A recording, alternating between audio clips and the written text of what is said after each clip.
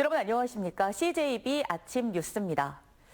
저출생 고령화의 여파로 2052년이 되면 충북의 학령 인구가 10만 명가량 감소할 거라는 장기 전망이 나왔습니다. 고령 인구는 급격히 늘어 전체 충북 도민 100명 가운데 43명에 이를 전망입니다. 사회 각 분야에서 쓰나미급 인구 구조 충격에 대비를 서둘러야 할 때인데요. 조상우 기자가 취재했습니다. 통계청의 장래 인구 추계는 총 7개의 시나리오가 있는데 이번에 발표된 자료는 중위 추계 결과를 중심으로 분석한 것입니다. 최근에 시도별 인구 변동 추세가 지속될 경우 2052년 충북의 인구는 30년 전보다 8만 명 감소할 것으로 전망됐습니다. 충북의 인구는 2022년 162만 명에서 2030년대 전반기에 164만 명으로 정점을 찍은 뒤 2052년에는 154만 명으로 줄어듭니다. 그럼에도 충북의 30년간 인구 감소율은 5%로 전국의 절반에 그치면서 충북 인구가 전국에서 차지하는 비율은 3.1%에서 3.3%로 소폭 커집니다. 저출생 여파로 학령 인구 감소는 가히 충격적입니다. 학령 인구는 초등학교부터 대학까지 6세에서 21세 사이 인구를 가리킵니다. 충북의 학령 인구는 2022년 24만 명에서 2052년에는 13만 명으로 10만 명가량 줄어듭니다. 30년간 감소율은 43.5%로 전국 평균 감소율과 일치할 것으로 전망됐습니다. 학생 수 감소로 교육시설에 대한 정책도 전환 중에 있습니다. 우리 교육청에서는 도시형 분교장과 공유 캠퍼스 등 다양한 형태의 적정 규모화를 추진하고 있으며 특히 찾아가고 싶은 충북형 지속가능한 적정규모 학교 모델을 개발 중에 있습니다. 고령 인구는 브레이크 없이 질주하는 양상입니다. 65세 이상 충북의 고령 인구는 31만 명에서 67만 명으로 36만 명, 117.9% 폭증할 것으로 예측됐습니다. 65세 이상 비율은 18.8%에서 2052년엔 43.2%로 충북도민 100명 가운데 43명이 65세 이상 고령 인구가 된다는 얘기입니다. 이에 따라 연령 순서로 나열할 때 한 가운데 사람의 연령을 뜻하는 중위 연령이 충북은 2052년 60.5세가 돼 30년 만에 14살이 많아질 것으로 예측됐습니다. CJB 조상우입니다. 이달 초 청주에서 발달장애인 일가족 3명이 숨진 채 발견됐습니다. 당시 신변을 비관하는 메모 등이 남아 있었는데요. 장애인 단체들은 사회적 타살이라며 장애인을 위한 처우 개선을 요구하고 있습니다. 박원 기자입니다. 지난 7일 청주에 살던 발달장애인 일가족 3명이 숨져 있다는 신고가 들어왔습니다. 60대 어머니와 40대 남매가 가정집에서 나란히 누워있는 걸 지인이 발견하고 신고한 겁니다. 당시 신변을 비관하는 유서 추적 메모도 있었는데 힘들었다, 장례를 치러달라는 내용이 적혀있던 것으로 알려졌습니다. 기초생활수급자로 매달 230만 원 정도를 받아왔지만 우울증이 심해져 힘겨운 나날을 보내다 숨진 것으로 추정됩니다. 행정전수조사를 실시하라! 발달장애인과 가족 등 장애인 단체들이 충북도청 앞에 모였습니다. 그분들은 살고 싶었지만 죽을 수밖에 없었던 이유를 여러분들은 공감하고 계실 것입니다. 이런 선택을 하지 않을 수 있다고 장담할 수 없습니다. 일가족 3명의 죽음은 무관심으로 인한 사회적 타살이라며 대책 마련을 촉구했습니다. 정부와 국가는 법률을 전면 개정하여 발달장애인이 사회의 적극적인 일원으로 삶을 살아갈 수 있도록 이들은 정부와 자치단체가 침묵으로 일관하고 있다며 마스크로 X자 표시 검은색 테이프를 붙이고 거리 행진 침묵 시위를 벌였습니다. 장애인들이 소극적이고 거부한다는 이유로 자치단체가 조사하다 그냥 돌아설 게 아니라 공권력을 행사해서라도 지원을 이어갈 수 있게 유도해야 한다는 겁니다. 만약 그게 어렵다면 민간기관과 연계해 사회와 더 가깝게 지낼 수 있는 촘촘한 인프라를 구축하고 더 이상 비극이 반복되는 걸 막아야 한다고 주장했습니다. CJB 박원입니다. 과수화상병의 위기 단계가 주위에서 경계로 상향된 가운데 충북 도내에서도 과수화상병이 급속한 확산세를 보이고 있습니다. 지난 29일 충주시 알림동 3곳과 음성군, 음성읍, 금왕읍 등 과수원 5곳에서 신고된 과수화상병이 추가로 확진 판정을 받았습니다. 이로써 도내 과수화상병은 5개 시군 42건으로 늘었고 피해 규모도 18헥타르를 넘어섰습니다. 지역별로는 충주가 27건으로 가장 많고 음성 6건, 제천 5건, 단양 3건, 괴산 1건 등입니다.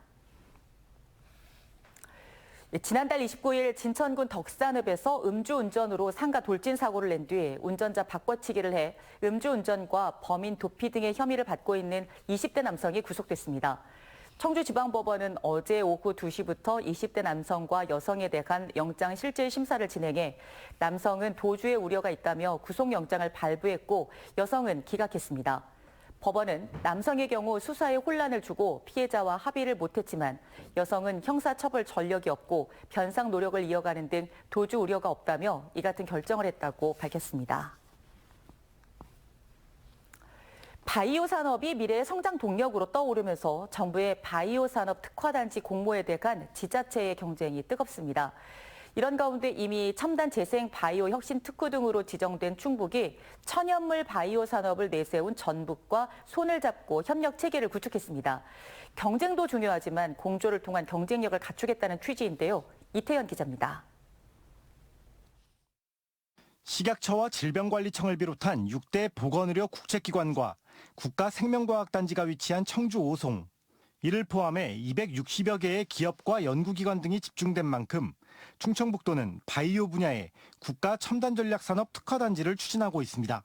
특히 지난해 오송 지역이 첨단 재생바이오 글로벌 혁신 특구로 지정된 만큼 연계 효과도 기대해 볼 수 있습니다. 특구 내에서 자가 줄기세포 시술 등의 행위가 가능해진다고 하면 그 이전 단계인 치료제 개발이나 제품 생산 등의 과정은 첨단산업 특화단지를 통해 이룰 수 있다는 게 그 효과입니다. 글로벌 혁신 특구로 이렇게 결정이 되어 있는 상황이고 소부장제도도 여기 설정돼 있고 각종 이런 산업 또 기술 R&D 이런 게 집중돼 있는 상황인데 하지만 이 바이오 특화단지 유치 전에는 충북을 비롯해 강원과 인천, 전북, 경기 등 11개 자치단체가 뛰어든 만큼 선정을 확신할 수는 없습니다. 이런 가운데 충청북도가 전북과 손을 잡았습니다. 충북이 전반적으로 바이오 의학에 강점을 보인다고 하면 전북은 천연물 치료제와 동식물 의약을 활용한 성장세가 주목받고 있는 상황. 이 때문에 두 지자체는 정부가 바이오 특화단지를 복수 지역에 지정할 경우에 대비해 협약을 맺고 초광역적 협력 체계를 구축했습니다.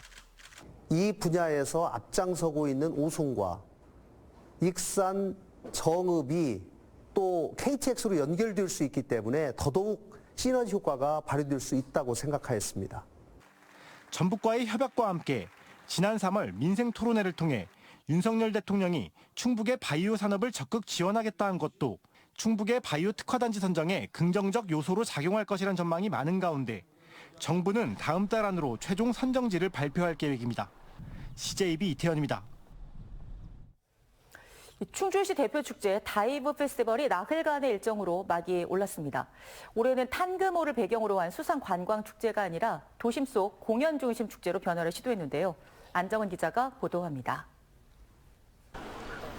충주 종합운동장 앞 드넓은 광장에 축제장이 펼쳐졌습니다. 패밀리존에 마련된 놀이공간은 어린이들로 문전성시이고 인기 캐릭터와 사진을 찍으며 추억도 남깁니다.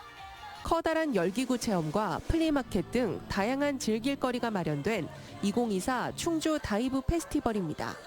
가수분들 라인업도 너무 좋고 그리고 옮기고 나서 훨씬 커지니까 볼거리가 진짜 다양한 게 너무 좋은 것 같아요.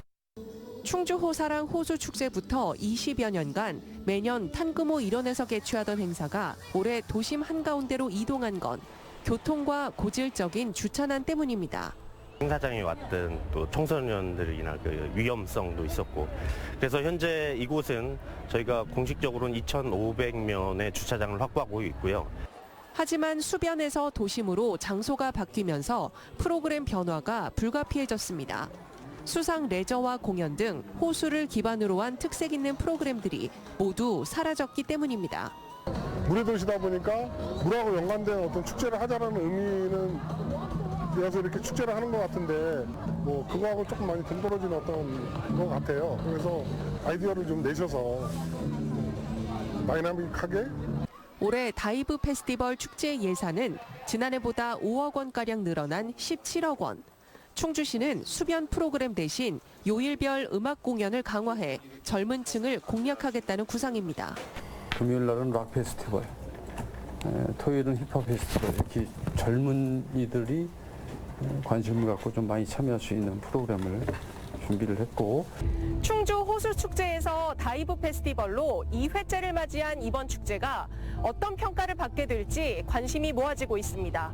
CJB 안정은입니다. 오는 7월 공식 개원을 앞둔 단양 보건의료원이 내일부터 24시간 응급실 운영에 들어갑니다.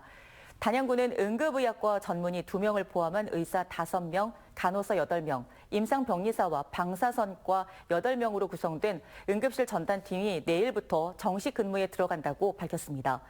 이들은 365일 24시간 교대로 당직을 서며 응급환자를 진료할 계획입니다. 청주 사천근린공원 조성 사업이 완료됐습니다. 장기 미집행 공원으로 방치돼 왔던 사천근린공원은 3만 2천여 제곱미터의 면적의 청원 도서관과 아파트 단지에 인접해 있어 접근성이 좋았지만 경작과 불법 점유로 훼손이 심해 공원 조성 민원이 지속돼 왔었습니다. 청주시는 2018년부터 토지 매입을 시작해 34억 8천만 원의 사업비를 들여 생물 서식처와 바닥 분수, 어린이 놀이터, 전망대, 다목적 구장 등을 이곳에 조성했습니다. CJB 아침 종합 뉴스를 모두 마치겠습니다. 고맙습니다.